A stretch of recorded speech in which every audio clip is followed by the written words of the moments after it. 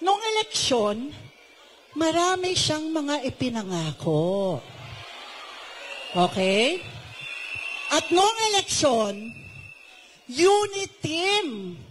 Ginamit niya si Sara Duterte.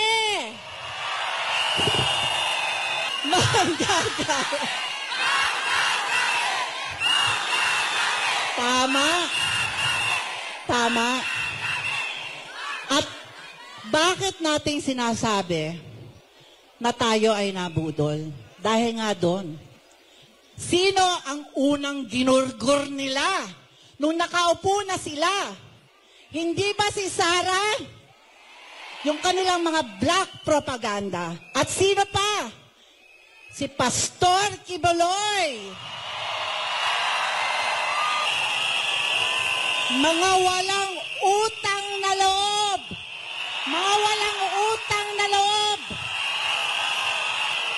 Mga kampon ni Satanas.